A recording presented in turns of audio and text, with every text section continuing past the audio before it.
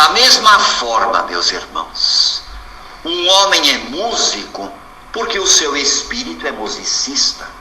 Não é porque o seu corpo seja propenso à música, mas sim porque é uma qualidade espiritual, é uma disposição espiritual. Portanto, nós podemos perceber que a ação do espírito sobre o corpo físico é muito evidente, meus irmãos. O espírito atua sobre o corpo físico incessantemente e recebe também via perispírito as sensações corpóreas, porque esta atuação ela sempre se dá através do perispírito, através do envoltório do espírito. O espírito atuando sobre o corpo por intermédio do perispírito, mas também recebendo as influências corpóreas, recebendo as sensações que vêm do corpo através do envoltório perispiritual. Então a ação do espírito sobre o corpo é muito evidente. E muitas vezes, meus irmãos, uma notícia ruim, uma comoção moral pode provocar desordens orgânicas. Se não vejamos, quem de nós, meus irmãos, é tão valente que nunca levou um susto? As pessoas dizem, meu Deus, que susto! E levam a mão ao centro de força cardíaco, né? Levam a mão ao coração. Meu Deus, que susto! E muitas vezes, depois do susto pelo qual a pessoa passa, a pessoa começa a suar com intensidade. Começa a ficar com vertigem, a tremer, a ter diarreia, não é mesmo? E quando a pessoa está irada, então?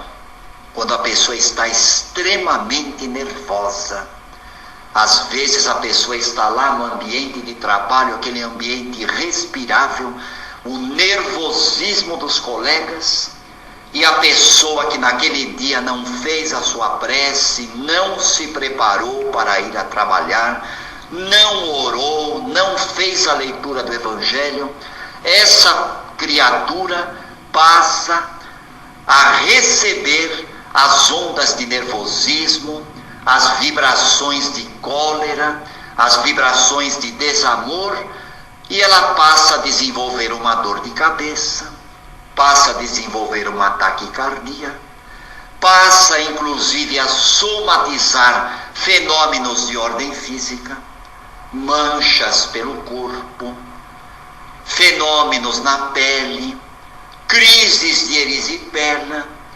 crises de psoríase, que é uma doença dermatológica de fundo tremendamente emocional, e muitas vezes, meus irmãos, que vem à tona por conta desses desequilíbrios emocionais que estão no espírito e que não estão no corpo.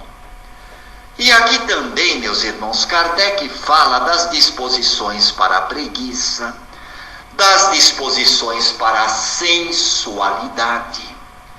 E muitos de nós precisamos tomar muito cuidado com a sensualidade, com o sexo praticado em demasia, sem amor, porque o prazer, meus irmãos, é temporário, mas as distonias corpóreas que vêm depois, muitas vezes são graves e dolorosas.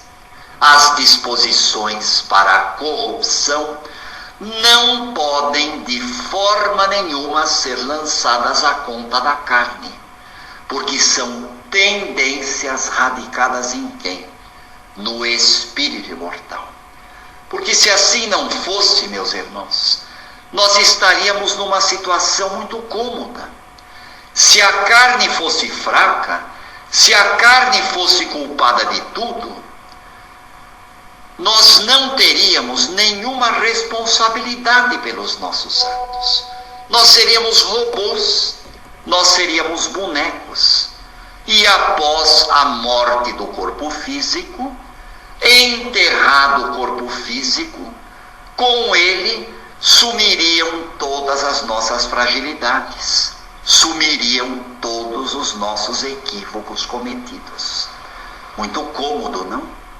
Só que a lei de Deus, a lei da vida e o próprio Espiritismo, com os exemplos práticos que nos trazem abundância, nos mostram que não pode ser assim e jamais será assim.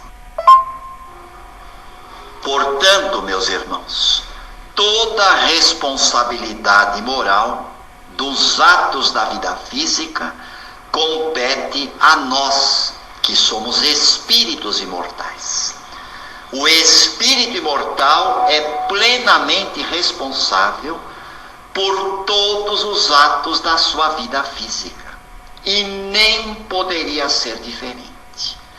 Mas à medida que nós vamos reencarnando, à medida que nós vamos nos esclarecendo, à medida que nós vamos tomando consciência da reencarnação e nos educando a respeito de uma série de coisas, nós vamos aprendendo mais e mais, vamos nos tornando mais responsáveis e, portanto, menos desculpáveis se tornam as nossas faltas, uma vez que, com a inteligência, com o senso moral, nós vamos desenvolvendo noções de bem e de mal, noções de certo e de errado, noções de justo e de injusto.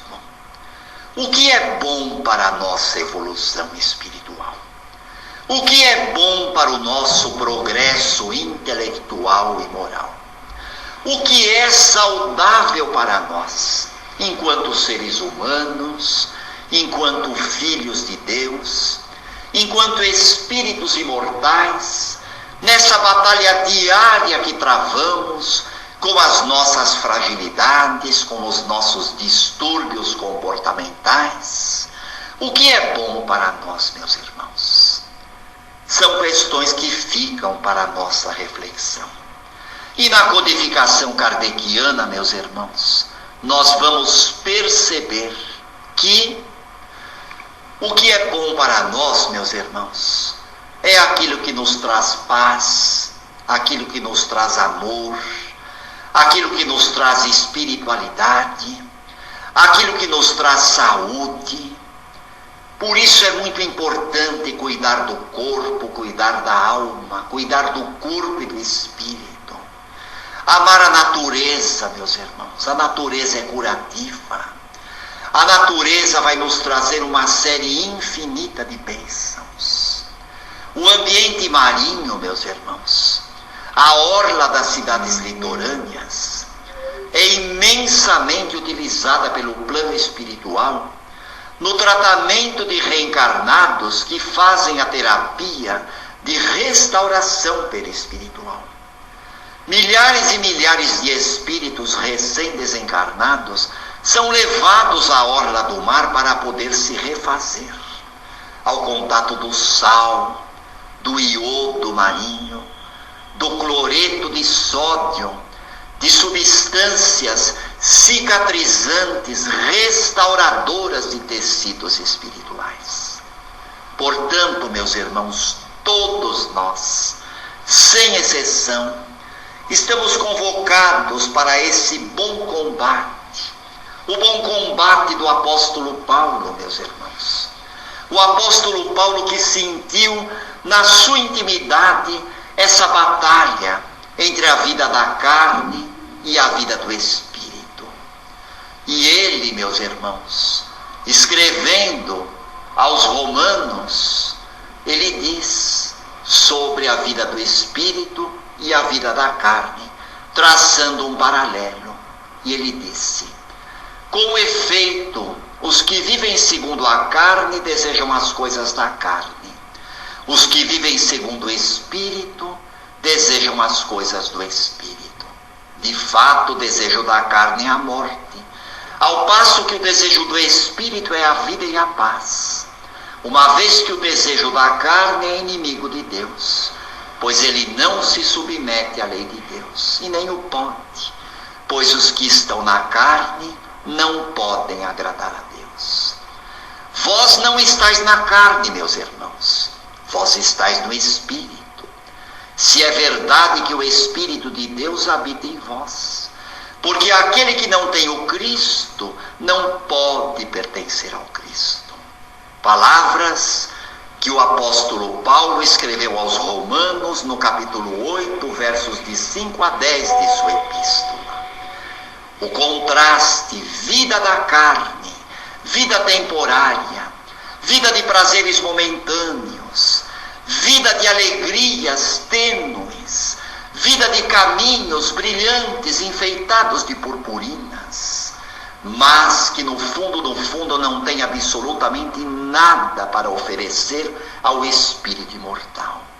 Se o Cristo está em vós, o corpo está morto pelo pecado, mas o espírito é vida pela justiça. Escrevendo aos Gálatas no capítulo 5, verso 16, continua o apóstolo Paulo: conduzi-vos, pois, pelo Espírito, e não satisfareis o desejo da carne. Isso não significa que a carne seja uma coisa feia. Isso não significa que o corpo físico é algo pecaminoso. Isso não significa que o sexo é uma coisa horrorosa. Porque quando existe amor, a coisa muda de figura. A tônica do amor modifica o sentido das coisas. É lógico que o corpo físico é muito importante, que a carne deve ser um instrumento do Espírito. É um empréstimo temporário para que o Espírito possa fazer a sua caminhada evolutiva.